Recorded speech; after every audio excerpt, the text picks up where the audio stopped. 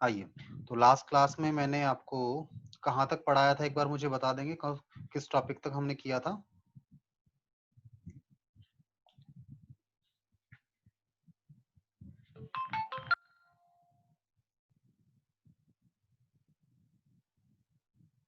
कोई बताएगा लास्ट में हमने किस टॉपिक तक कर लिया था?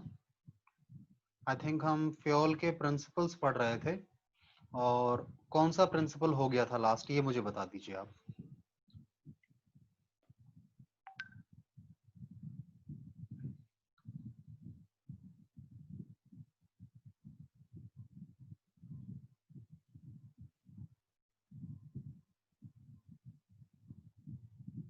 आई think unity of command, unity of direction हो गया था हमारा, और इसके बाद subordination of individual interest to general interest भी शायद किया था हमने, एक बार रिकॉल करा दीजिएगा मुझे बस। इसके बाद हमें रेम्युनरेशन वाला किया था, नहीं किया था हमने?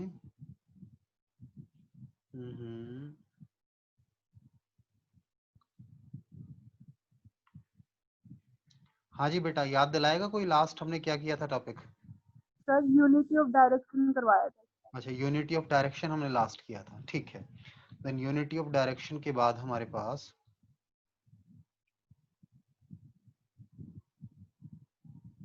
हाँ जी सॉरी, हमारे पास नेक्स्ट है जी subordination of individual interest to general interest. देखिए, आपको पता है in an organization we have number of people working for their self interest, ठीक है, सबका अपना एक इंटरेस्ट होता है ऑर्गेनाइजेशन के अंदर, but we have to override that interest and work for the objectives for which organization is working, ठीक है।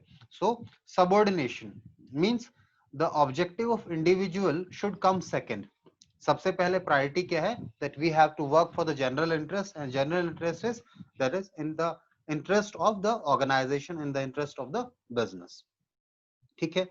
तो आइए इसे एक बार देख लें हम लोग। आपको सबऑर्डिनेट करना है, means it is second that your general and subordination of individual interest to general interest. Here individual interest is secondary and general interest is primary. If there is something where we are not able to get the in general interest, we should not go by the subordinate or the secondary interest, ठीक है। Like an individual should not uh, try and fulfill his objectives or his aims in spite of achieving the objectives and the goals of the organization, ठीक है। तो उसको अपने हितों को नहीं ध्यान में देना, प्रायोरिटी नहीं देनी, ऑर्गेनाइजेशन की जनरल इंटरेस्ट को ध्यान में रखना है, ठीक है। सो एक मिनट में जूम और कर देता हूं थोड़ा सा इसको, आपको और क्लियर दिखे ये। आई थिंक अब ठीक है।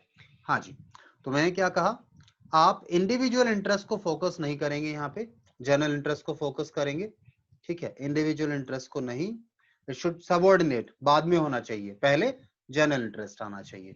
सो ये कहता है ऑर्गेनाइजेशन का जो इंटरेस्ट है वो सुपरसीड करेगा, ओवरलैप करेगा, ठीक है, ज्यादा इंपॉर्टेंट होगा as compare to the individual interest. Individual means the employees, ठीक है, आपके एम्प्लॉइज के इंटरेस्ट से ज्यादा, ठीक है।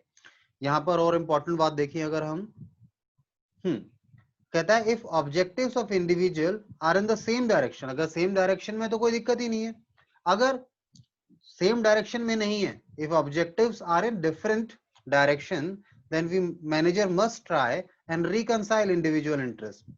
ट्राई करना चाहिए कि रिकंसाइल कर ले भैया, आपको समझाया जाए, ठीक है, और आपको एज एन इंडिविजुअल, क्योंकि अल्टीमेटली हमें क्या करना है, ऑर्गेनाइजेशन गोल को अचीव करना है। और अगर ये पॉसिबल नहीं है, if it is not possible कि इंडिविजुअल इंटरेस्ट सेक्रीफाइस नहीं कर पा रहे हैं आप, सॉरी, अगर आप क्या बोलते हैं, रिकंसाइल नहीं कर पा रहे हैं दोनों को, then you have to sacrifice your individual interest so that we can achieve organisational interest, ठीक है। आई होप ये समझ में आती है बात। क्रक्स में तो आप ये कह सकते हैं that general interest is important, it has to be sacrificed for achieving organizational objectives, so individual interest should not be taken or given importance.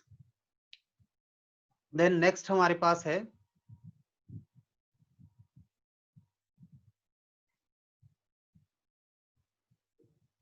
हाँ जी, नेक्स्ट है, एक मिनट, इसके प्रोज एंड कॉन्स देख लेते हैं पहले, यानी पॉजिटिव इफेक्ट क्या होंगे, कंसिक्वेंसेस क्या होंगे अगर इसे वायलेशन किया जाएगा।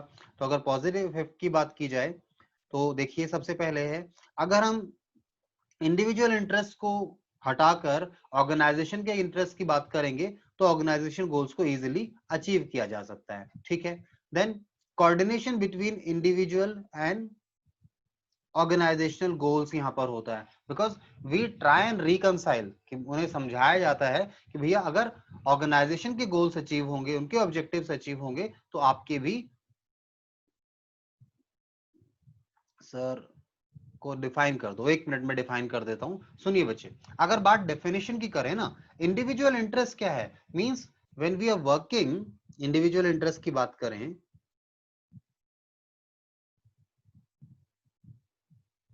इंडिविजुअल इंटरेस्ट की अगर हम बात करते हैं, means working for on benefits, on benefits, ठीक है, अपने बेनिफिट्स के लिए काम करते रहना, ठीक है, हमेशा आपका मोटिव ऑब्जेक्टिव क्या होगा, अपना फायदा देखना। So you should not go by individual interest, rather you should go by organisational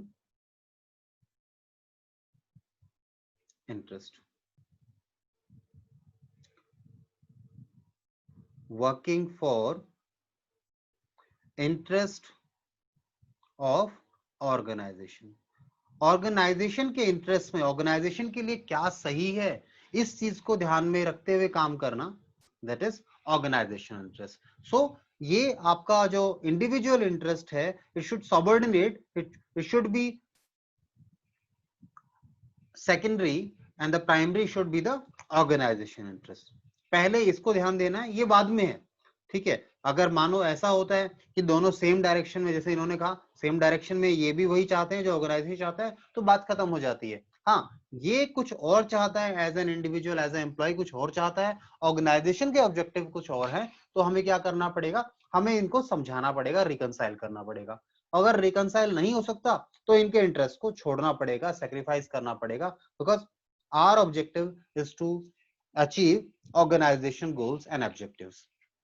then अगर इस प्रिंसिपल को आप वायलेट कर देते हैं तो क्या होगा, आप ऑर्गेनाइजेशन गोल्स को कभी अचीव ही नहीं कर पाएंगे। क्यों? क्योंकि आप तो अपने पर्सनल इंटरेस्ट को ध्यान दे रहे हैं, अपने इंडिविजुअल इंटरेस्ट को ध्यान दे रहे हैं, ठीक है। Then even employee will suffer long run.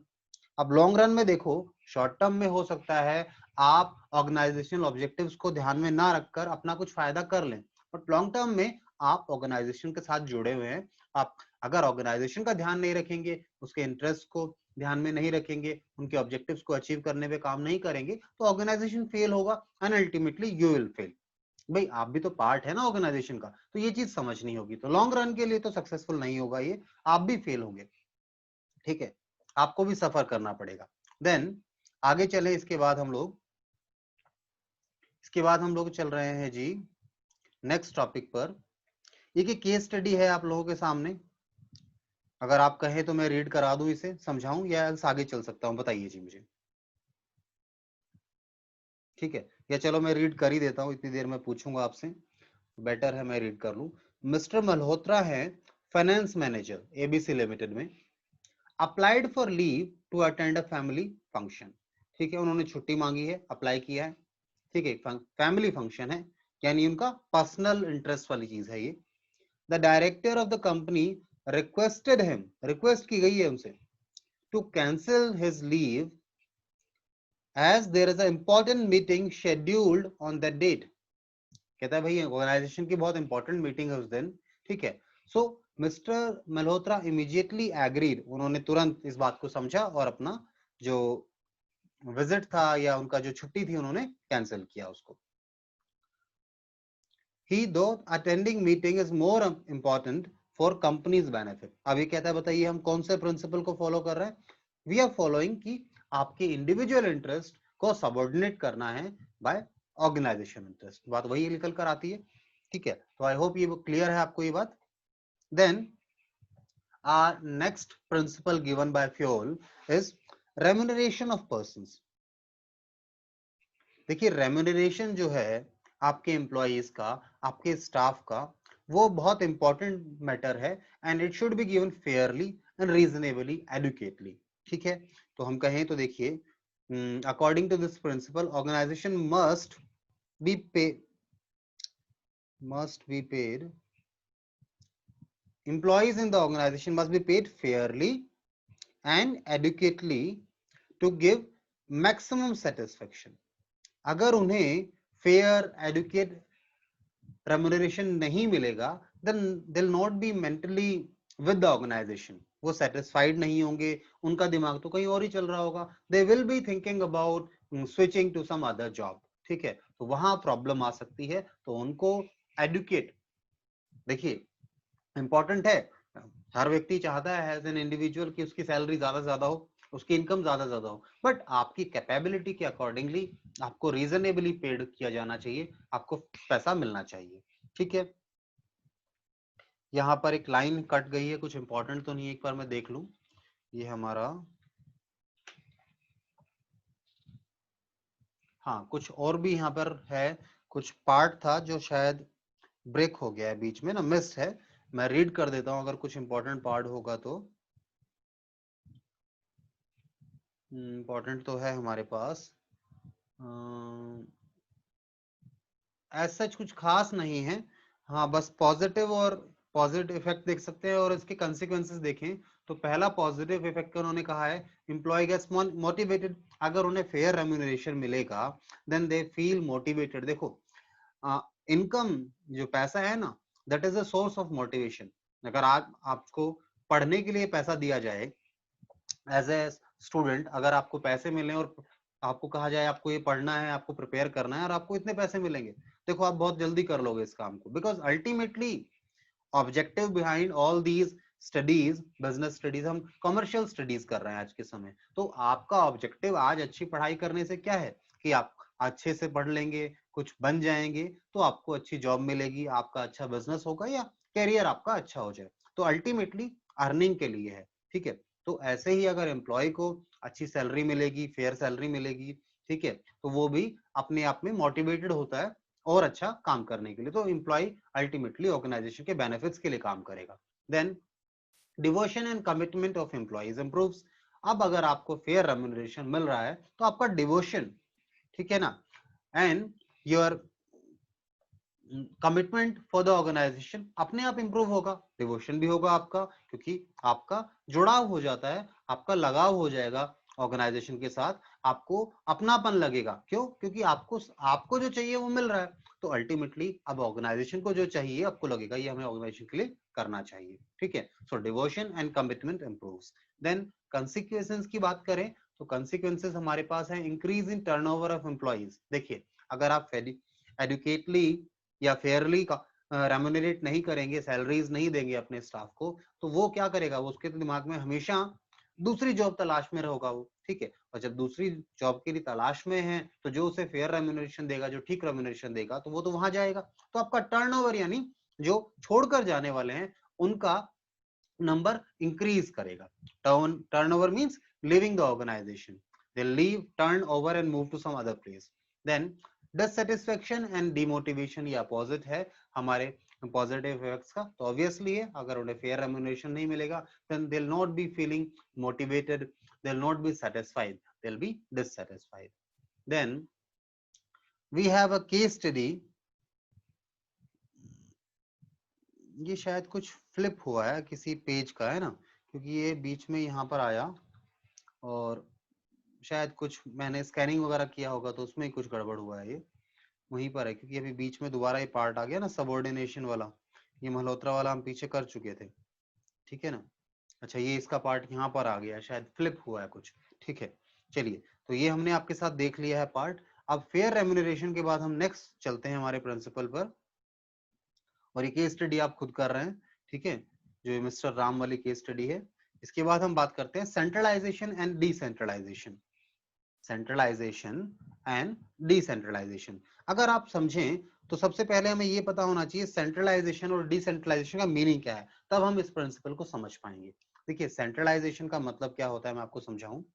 Centralisation का मतलब है जो आपकी पावर है, अथॉरिटी है ना, उसे एक जगह पर कंसंट्रेट कर देना, सेंट्रलाइज कर देना, एक जगह पर रखना, ठीक है। यानी पूरा ऑर्गेनाइजेशन है, उसमें पावर को एक व्यक्ति के पास रहना या कुछ लोगों के पास रहना, that is termed as centralisation. Power यहाँ पर है एक जगह, बाकी किसी के पास पावर नहीं है कोई डिसीजन लेने की, ठीक है, बाकी ऑर्गेनाइजेशन के किसी भी पॉइंट पर नहीं है, बस यहाँ अथॉरिटी है, इस व्यक्ति को अथॉरिटी है, then the organization is centralized। जैसे कई बार आपने वर्ड सुना भी होगा सेंट्रलाइज्ड, कि आपके इसमें होता है, एयर कंडीशनिंग वगैरह में भी होता है सेंट्रलाइज सिस्टम, यानी जिसका सारा कंट्रोल वगैरह एक जगह से होता है, इंडिविजुअल यूनिट्स के पास कंट्रोल नहीं होता। डिसेंट्रलाइज में क्या होता है, इंडिविजुअल यूनिट्स हैं, डिफरेंट लेवल्स हैं, उनके पास कंट्रोल होगा। तो decentralise is opposite to it, उसके पास जो अथॉरिटी है वो स्कैटर्ड होती है ऑर्गेनाइजेशन में, डिफरेंट लोगों के पास अलग अलग, according to their work and job and responsibility they have the power. So that is a structure of decentralization. I hope ये दोनों चीजें आपको क्लियर हैं। सेंट्रलाइज मींस पावर जो है, अथॉरिटी जो है वो कुछ लोगों के पास है, या फिर अगर जैसे सोल प्रोपराइटर की बात करें, सोल प्रोपराइटर जो स्ट्रक्चर है वो सेंट्रलाइज स्ट्रक्चर है, वहां पे ऑनर के पास सारी अथॉरिटीज होती हैं, सारे डिसीजन वो खुद लेता है। वही बात करें कंपनीज की, ठीक है, वहां पे क्या होता है, अथॉरिटीज को डिफरेंट लेवल्स में बांटा जाता है, ठीक है। तो हमें बैलेंस बनाना होता है, ठीक है। कुछ चीजें ऐसी हैं जो कि जैसे हम अगर बात करें जो टॉप लेवल ही करेगा तो उन चीजों में सेंट्रलाइज काम हो गया। कुछ चीजें ऐसी हैं जो according to their nature routine activities हैं, उन्हें उन रिस्पॉन्सिबिलिटीज के लिए आप अथॉरिटी नीचे ट्रांसफर कर देते हैं। तो डिसेंट्रलाइजेशन में कॉन्सेप्ट आता है डेलीगेशन का, ठीक है ना, वो इसी से रिलेट करेगा। आइए देखें अब इसको। कहता है centralisation means concentration of authority, authority को कंसंट्रेट करके रखा जाएगा, एक जगह पर रखा जाएगा, ठीक है। Means power in few hands, that is at top level. Decentralisation क्या कहता है, evenly distribution of power, even distribution किया जाता है ऑर्गेनाइजेशन के अंदर at every level of management. यानी अगर पावर केवल टॉप में लेवल के पास है तो आप उसे कहेंगे सेंट्रलाइज्ड है, कुछ लोगों के पास है जो मेन ऑनर्स हैं या मेन मैनेजमेंट है उसके पास है। अगर डिफरेंट लेवल्स के पास पावर दी गई है, अथॉरिटी दी गई है, then we say it is a decentralised structure.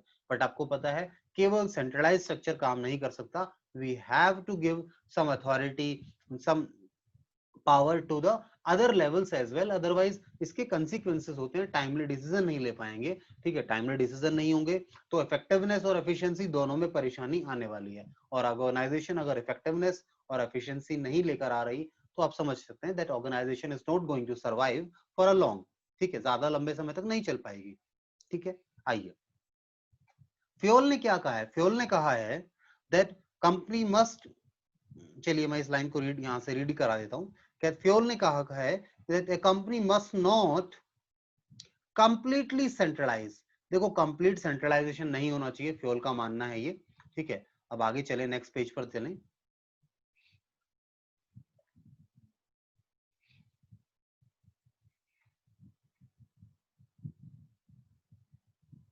हाँ जी, तो फ्योल ने क्या कहा कि कंप्लीट सेंट्रलाइजेशन नहीं होना चाहिए, ना ही कंप्लीट डिसेंट्रलाइजेशन होना चाहिए, ऐसा भी नहीं होना चाहिए, ना तो ऐसा हो कि पावर कुछ लोगों के पास ही है, ऐसा भी गलत है, और ना ही ऐसा होना चाहिए कि पावर सब कुछ पूरी ऑर्गेनाइजेशन में बांट दी, वो भी नहीं होना चाहिए। We should have a balance और कॉम्बिनेशन ऑफ बोथ, दोनों का कॉम्बिनेशन होना चाहिए, ठीक है। Depending upon the nature and size, जैसा बिजनेस है, उसका नेचर क्या है, ऑर्गेनाइजेशन कितना बड़ा है, इन सब चीजों को बेसिस को ध्यान में रखते हुए हम इस काम को अप्लाई करेंगे या देखेंगे कितना किस तरह से डेलीगेशन या किस तरीके से डिसेंट्रलाइजेशन हो, ठीक है। जैसे इन्होंने यहाँ पर कुछ एग्जाम्पल दिए हैं, देखिए अगर आप रीड करना चाहें तो मैं रीड करवा देता हूं। अगर एक ऑर्गेनाइजेशन है, स्मॉल ऑर्गेनाइजेशन, ठीक है, वो वेल ऑर्गेनाइज्ड है एंड मैनेज्ड है विद सेंट्रलाइज्ड टेक्निक, ठीक है, छोटा जो ऑर्गेनाइजेशन है ना वो इजीली अच्छे से ऑर्गेनाइज भी हो जाएगा, अच्छे से मैनेज भी हो जाएगा, क्योंकि छोटी ऑर्गेनाइजेशन है तो सेंट्रलाइजेशन की टेक्निक से आप उसे अच्छे से संभाल सकते हैं। छोटी ऑर्गेनाइजेशन है ना, एक सोल प्रोप्राइटर टाइप मान सकते हैं, ठीक है। पर अगर एक लार्ज ऑर्गेनाइजेशन है, लार्ज ऑर्गेनाइजेशन है तो वहां पर डिसेंट्रलाइजेशन की जरूरत है हमें, ठीक है। इसी तरीके से बात करें, अगर हमारे एम्प्लॉइज जो हैं वो एफिशिएंट है और कॉम्पिटेंट हैं, ठीक है, कॉम्पिटेंट भी हैं, एफिशिएंट के साथ कॉम्पिटेंट भी हैं, तो आप डिसेंट्रलाइजेशन कर सकते हैं, उनको कुछ अथॉरिटीज दी जा सकती है, समझदार लोग हैं। वहीं अगर आपके एम्प्लॉइज ऐसे हैं जो कि पूरे तरीके से डेवलप नहीं है, लेस इन नंबर है, then there must be centralisation, क्योंकि कम लोग हैं तो आप उन्हें इजीली मैनेज कर सकते हैं, they can coordinate with you और you can coordinate with them. But large number में है तो डिसेंट्रलाइजेशन करना पड़ेगा। समझदार लोग हैं तो उनको आप अथॉरिटीज दे सकते हैं, ठीक है। फुली डेवलप नहीं है तो आप नहीं दे सकते सेंट्रल अथॉरिटीज, तो आपको सेंट्रलाइज करना पड़ेगा। तो आपको क्या करना है, आपको कॉम्बिनेशन बनाना है दोनों का, ठीक है। आइए जी, इसके बाद हम आगे चलें। इसके बाद हम चलते हैं कंसिक्वेंसेस पर। कंसिक्वेंसेस की बात करें और पॉजिटिव इफेक्ट की बात करें, तो पॉजिटिव इफेक्ट में देखिए सबसे पहले benefits of centralisation as decentralisation.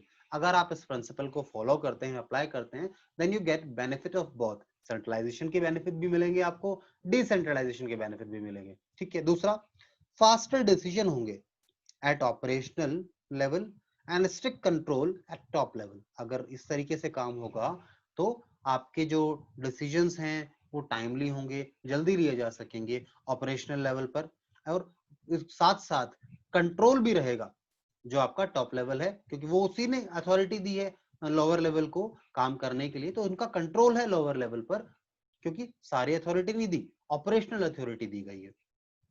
अगर आप इस प्रिंसिपल को फॉलो नहीं करते हैं, वायलेशन करते हैं इस प्रिंसिपल का, तो क्या होगा जी, ठीक है। कंप्लीट सेंट्रलाइजेशन से क्या होगा, डिले इन डिसीजन, पावर किसी एक व्यक्ति के पास है, अथॉरिटी किसी एक व्यक्ति के पास है, मानो वो व्यक्ति अवेलेबल नहीं है तो काम नहीं होगा, ठीक है, उससे पूछकर ही काम होना है, तो एक्शंस में, डिसीजंस में डिले होगा। वहीं अगर आप कंप्लीटली, जैसे हमने कहा, कंप्लीटली सेंट्रलाइज करते हैं तो ये नुकसान है, ऐसे ही अगर कंप्लीटली डिसेंट्रलाइजेशन की तरफ जाने की कोशिश करें तो क्या होगा, डिसेंट्रलाइजेशन यानी पावर को स्कैटर किया गया, तो वहां पर भी क्या होगा, मिसयूज होगा पावर का। सब कुछ नहीं बांट सकते, कुछ अथॉरिटीज तो अपने पास रखनी पड़ेगी, so a balance of both is required. चलिए, आई होप ये आपको समझ में आया होगा। अगर कुछ नहीं आया है तो एक बार मुझे बता सकते हैं, मैं आपकी क्वेरीज ले लूंगा, फिर आगे चलूंगा, बताइए। आ गया सर। ठीक है, तो आगे चलें। सेंट्रलाइजेशन डिसेंट्रलाइजेशन के बाद, जैसे ये आपके पास एग्जांपल भी है, I hope you will go through this example, ठीक है। केस स्टडी है, आपको क्लैरिटी मिलती है, केस स्टडी जब भी आप करेंगे ना तो एक क्लैरिटी मिलेगी भैया क्या करना है या प्रिंसिपल क्या कहने की कोशिश कर रहा है, एक प्रैक्टिकल एग्जांपल मिल जाता है, ठीक है। और केस स्टडी वैसे भी बहुत इंपॉर्टेंट है, आपको पता है हमारे लिए एग्जाम पर्पज से केस स्टडीज आती है हमारी अब, ठीक है। गया वो जमाना जबकि डायरेक्ट क्वेश्चंस आते थे, अब केस स्टडीज आती है। Then principle of scalar chain, scalar chain का प्रिंसिपल कहता है, ठीक है, स्केलर चेन का प्रिंसिपल पहले तो मीनिंग समझ लो, स्केलर चेन का मतलब क्या है, लाइन ऑफ अथॉरिटी। जो चेन है ना इन ऑर्गेनाइजेशन, वो चेन का मतलब क्या है, उस चेन का मतलब है लाइन ऑफ अथॉरिटी, यानी कौन किसको रिपोर्ट करेगा, कौन किसके अंडर में आएगा, दैट अथॉरिटी लाइनिंग कैसे होगी, या फिर आप कह सकते हैं chain of superior from highest to lower level, ठीक है। इस चेन को आप क्या कहते हैं, स्केलर चेन कहते हैं। अब ये जो स्केलर चेन है, फ्यूल कहते हैं, देखो कि जो भी ऑर्गेनाइजेशन के अंदर इंफॉर्मेशन का ट्रांसमिशन होना चाहिए, ठीक है, कम्युनिकेशन जो होना चाहिए वो स्केलर चेन के थ्रू ही होना चाहिए। यानी लेट्स सपोज ए है टॉप पर और इधर एफ और इधर ओ पी, ठीक है। एक ऑर्गेनाइजेशन में ऐसा स्ट्रक्चर है, ठीक है, ए टॉप लेवल पर है और एफ लोअर लेवल पर है, ये भी लोअर लेवल पर है और ये पी भी लोअर लेवल पर है, दोनों तरफ दो स्ट्रक्चर फैला दिए उन्होंने, ठीक है। हो सकता है दो बिजनेस यूनिट होंगे जिनके ऑनर ए हैं और इन दोनों के अंडर एक लोग काम कर रहे हैं, ठीक है। चलिए, हमने कहा दो बिजनेस यूनिट्स होंगे, इस तरीके से हमने बात कर ली। अब सुनिए इस बात को ध्यान से, अगर यहां पर आपने स्ट्रिक्टली फॉलो नहीं किया ऑर्गेनाइजेशन में, किस चीज को फॉलो नहीं किया, ये जो अथॉरिटी वाला रिलेशन है, ठीक है, यहां पर इंफॉर्मेशन जो है शुड पास थ्रू एवरी की ऑफ दिस चेन, इस की के अंदर जो इस चेन में कीज आ रही है, ये B C D E F, इन सब के थ्रू पास होनी चाहिए। ऐसा नहीं होना चाहिए ए को इंफॉर्मेशन देनी है सी को तो डायरेक्टली दे दे, नहीं ऐसा नहीं होगा, ये गलत है। क्या होगा, ए बी को बोलेंगे और बी सी को पास ऑन करेंगे इंफॉर्मेशन, सो ऑन। ऐसे ही वाइस वर्सा, अगर डी को बी को कुछ बताना है, डी को बी को कुछ बताना है तो डी क्या करेंगे, पहले सी को बताएंगे और फिर सी बी को बताएंगे एंड सो ऑन। ठीक है, तो ये इसमें से आप कुछ इंफॉर्मेशन जो है कोई स्किपिंग नहीं होनी चाहिए बीच में। बट सर ये प्रिंसिपल तो ठीक है, ऐसा क्यों कहा गया, इसके पीछे एक रीजन है। देखो इंफॉर्मेशन अगर ब्रेक होगी ना, यानी जो कम्युनिकेशन एक बीच में व्यक्ति को नहीं मिला तो ही will not be informed about it, उसे पता ही नहीं होगा कि ऐसा हो रहा है। सो प्रॉपर इंफॉर्मेशन का फ्लो होगा, सभी के पास प्रॉपर इंफॉर्मेशन होगी, इसलिए मेथड फॉलो किया जाता है। अब कई बार इस मेथड के कारण या सॉरी इस प्रिंसिपल के कारण फॉलो कर रहे हैं जो लोग इनको, उनको एक दिक्कत आती है। कई बार कुछ ऐसे इमरजेंसी सिचुएशंस होती हैं जहां पे आपको डायरेक्टली कम्युनिकेट करना पड़ता है। अच्छा एक चीज और ये भी सुनिएगा, अगर यहाँ पे एल को बी के साथ कम्युनिकेट करना है तो क्या होगा, बी ए को कम्युनिकेट करेंगे और फिर ए एल को कम्युनिकेट करेंगे, यानी आपस में भी नहीं है वैसे इनका कम्युनिकेशन स्केलर चेन के हिसाब से तो। बट यहां पर मैंने कहा इमरजेंसी सिचुएशंस में, ठीक है, जहां पे टाइमली डिले नहीं दिया जा सकता, डिसीजन मेकिंग में अगर इंफॉर्मेशन पास ऑन में डिले हो रहा है तो आप कर सकते हैं, आप कर सकते हैं, लेट्स सपोज ई एंड ओ आपस में कम्युनिकेट कर सकते हैं and this communication is permissible. Permissible वैसे परमिट नहीं है, इन जनरल नहीं है परमिट, बट एक्सेप्शनल केसेस में ऐसा परमिटेड है, इमरजेंसी सिचुएशंस में ऐसा परमिटेड है। And this type of communication between E and O is known as gangplank. Plank is kind of जैसे आपको एक किसी चीज को क्रॉस करना है, किसी रिवर को क्रॉस करना है या इस तरह से कोई एक बीच में गैप है, उस गैप को फिल करने के लिए आप क्या करते हैं, एक लकड़ी का कुछ डाल दें, फट्टा टाइप डाल दें जिसे बोलते हैं, that is known as plank. ठीक है, तो गैंग प्लैंक, तो आपने इन दोनों के बीच में एक ऑप्शन दे दिया कि बात कर सकते हैं। अब ये जरूरी नहीं मैंने कहा ई और ओ ही बात करेंगे, ऐसा नहीं है, जैसे सी और एम भी बात कर सकते हैं आपस में, डिपेंडिंग अपॉन कि सिचुएशन की अर्जेंसी क्या है। तो देखिए ध्यान से, मैं इस चीज को पढ़ा हूं, इन्होंने लिखा होगा, ठीक है। हाँ ये देखो, अगर इमरजेंसी है जहां पर डिले नहीं चाहते आप, ठीक है, और कोई अर्जेंट इंफॉर्मेशन है तो फ्यूल ने परमिट किया है एक शॉर्टकट इन चेन, चेन के अंदर एक शॉर्टकट लिया जा सकता है and that is known as gang plank. ठीक है जी, तो परमिटेड है बट इमरजेंसी सिचुएशंस में परमिटेड है ये। ठीक है, आइए अब आगे चलें। ये दिखा भी है इन्होंने, ये डायग्राम में यहाँ दिया हुआ है ना। ठीक है, अब पॉजिटिव इफेक्ट देखें, स्केलर चेन के पॉजिटिव इफेक्ट क्या हैं, सिस्टमैटिक फ्लो होगा इंफॉर्मेशन का, इंफॉर्मेशन सिस्टमैटिकली फ्लो होगी ऑर्गेनाइजेशन में, सभी के पास पहुंचेगी। ठीक है, कोई कम्युनिकेशन गैप नहीं आएगा, क्यों, आप स्किप नहीं कर सकते किसी भी लिंक को, ठीक है, किसी भी कड़ी को स्किप नहीं करेंगे, सबके पास इंफॉर्मेशन देनी है। अगर नहीं फॉलो करते तो क्या होगा, कम्युनिकेशन गैप आ सकता है, पता लगे बीच में किसी व्यक्ति को बताना पता ही नहीं है उस बारे में, हो सकता है डिसीजन शायद उसका गलत हो जाए, अगर उसको भी इस इंफॉर्मेशन के बारे में पता होता तो शायद उसका डिसीजन अलग होता। फिर no clarity in authority responsibility relationship, clarity नहीं आएगी, कौन बॉस सुपीरियर है, कौन सबऑर्डिनेट है। जनरली सुपीरियर क्या है, ऊपर वाला है, और नीचे वाला क्या है, जनरली क्या, हमेशा यही होगा। ठीक है, सुपीरियर ऊपर वाला होगा और उसके नीचे वाला उसका सबऑर्डिनेट होगा हर जगह पर।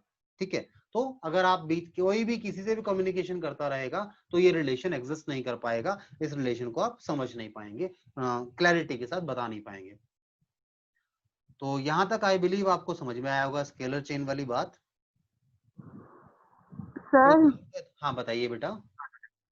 ई एन से कर सकता है कम्युनिकेट? कौन बेटा? सर जैसे ई ओ से कर रहा है डायरेक्ट हाँ, कम्युनिकेट, ई एन से कर सकता है क्या? ई एम, ई को आप एम से कम्युनिकेट करवाना चाहते हैं, यस सर। ई को एम से कम्युनिकेट करना चाहते हैं, तो देखिए एक बार मैं आपको ये बात समझाऊं, इन्होंने साफ साफ लिखा है इस चीज को, मैं आपको रीड करवा देता हूं, कहां पर है ये, देखिए अगर कोई इनका ऑब्जेक्टिव देखना, कम्युनिकेशन में आप कैसे तय करेंगे कौन किससे कम्युनिकेट करेगा, तो ध्यान से सुनिएगा। Sometimes following scalar chain becomes a long process. ठीक है, कर सकता है, आंसर तो है हाँ, फिर भी मैं आपको बात बता रहा हूं, ध्यान से सुनिएगा कि इसका ऑब्जेक्टिव क्या है गैंगप्लैंक का, कि कई बार क्या होता है ये जो लंबी प्रोसेस है इसके कारण कोई इंपॉर्टेंट इंफॉर्मेशन वगैरह है उसको आप डिले नहीं कर सकते, आपको इमीडिएटली उस इंफॉर्मेशन को पहुंचाना है। तो लेट्स सपोज अगर ई को कम्युनिकेट करना है एम से, कोई इस ई को कोई बात बतानी है, बहुत अर्जेंटली बतानी है एम को, तो वो कम्युनिकेट कर सकता है, कोई दिक्कत नहीं है। यहां तो एग्जांपल दिया हमने जैसे दूसरी तरफ, ठीक है। ऐसा भी हो सकता है ई एफ डायरेक्टली कम्युनिकेट कर सकता है बी से, कर सकता है, कोई दिक्कत नहीं है, ठीक है। कम्युनिकेशन हो सकता है क्योंकि ऑब्जेक्टिव क्या है, कोई अर्जेंट इंफॉर्मेशन है जो कि टाइम डिले किया तो नुकसान हो सकता है, ठीक है, जल्दी इंफॉर्मेशन पहुंचानी है तो जल्दी तो हो सकता है ना, किसी को भी किसी से कम्युनिकेट करना पड़ सकता है, then that is known as gangplank. ठीक है, दो लोगों के बीच में लिंक बना दिया, उस गैप को हटाकर हमने डायरेक्ट पास ऑन करवाया, दैट इज नोन एज गैंगप्लैंक। आइए जी, आई होप बेटा शिवानी ये बात क्लियर है। Yes sir. चलिए अब आगे चले हम लोग।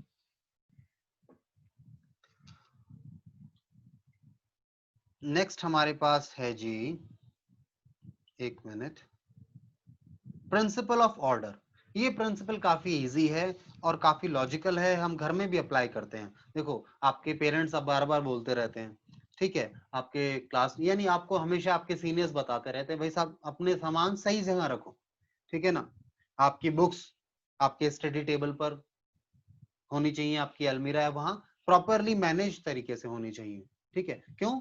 ताकि आपको जब कोई चीज चाहिए तो वो टाइमली मिल जाए, नहीं तो क्या होगा जब आप प्रॉपर तरीके से चीजें नहीं रखते, मैनेज नहीं करते, तो जिस समय वो जरूरत होती है वो चीज मिलती ही नहीं है, ठीक है। वही प्रिंसिपल ऑफ ऑर्डर है, इन जनरल यूनिवर्सली एप्लीकेबल है ये भी, ठीक है। तो हमें बिजनेस में इसके बारे में क्या कहना है, देखिए।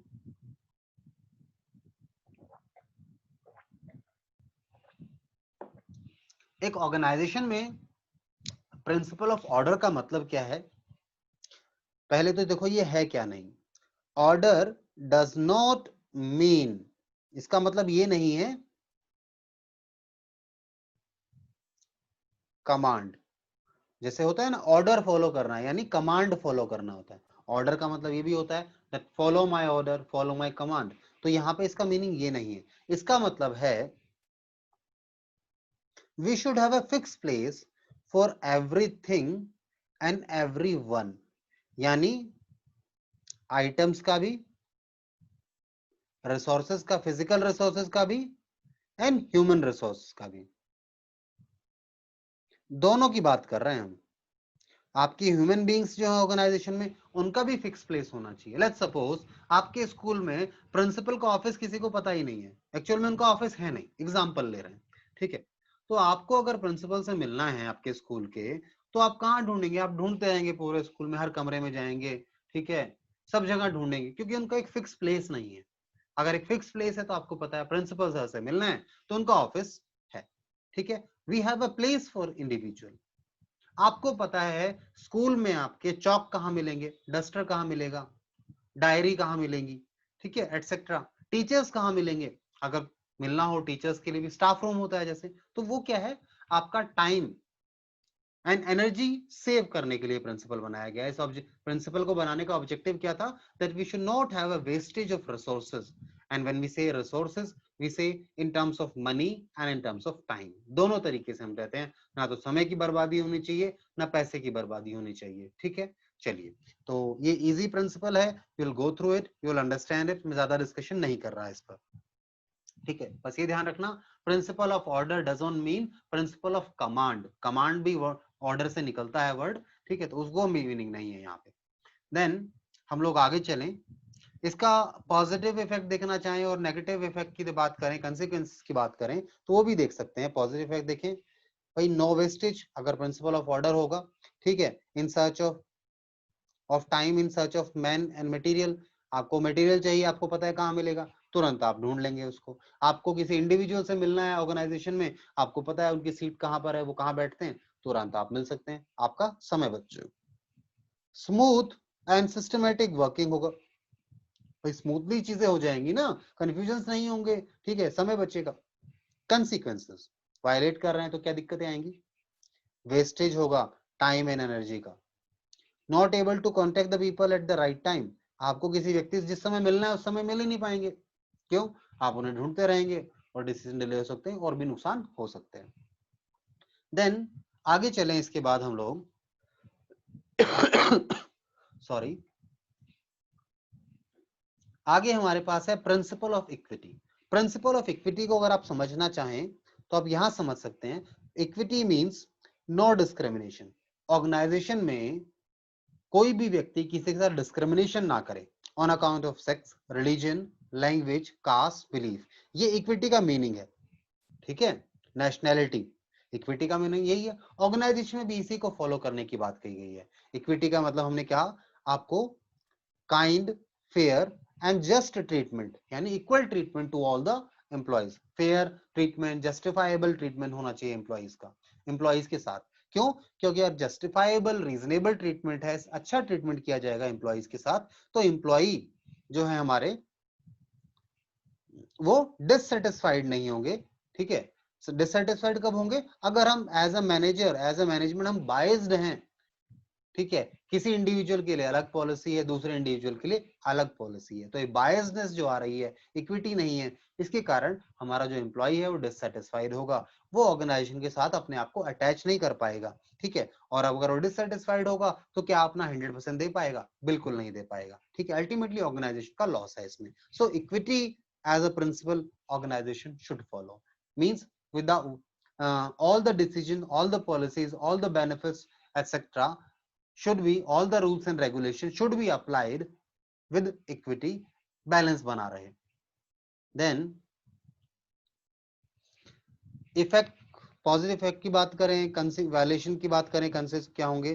देन अगर आप इस प्रिंसिपल को अप्लाई करते हैं तो आपके एम्प्लॉइज सेटिस्फाइड होंगे, ठीक है, खुश होंगे वो लोग, मोटिवेटेड भी होंगे, ठीक है, उनका मोरल बूस्ट होता है इस चीज से कि देखो हम इतनी अच्छी ऑर्गेनाइजेशन में काम करते हैं जहां पर सबके साथ एक जैसा व्यवहार होता है, किसी के साथ इस तरह का भेदभाव नहीं है, ठीक है, तो वो अपने आप को उससे रिलेट कर पाता है, ठीक है। अगर नहीं है ऐसा तो डिससेटिस्फेक्शन होगा, लोग छोड़कर जाएंगे ऑर्गेनाइजेशन को ज्यादा, ठीक है। अनहेल्दी रिलेशन बनेंगे सुपीरियर एंड सबऑर्डिनेट के, अनहेल्दी मतलब अच्छा रिलेशन नहीं होगा, झगड़े होंगे आए दिन उनके बीच में। इसके बाद हमारे पास जो है नेक्स्ट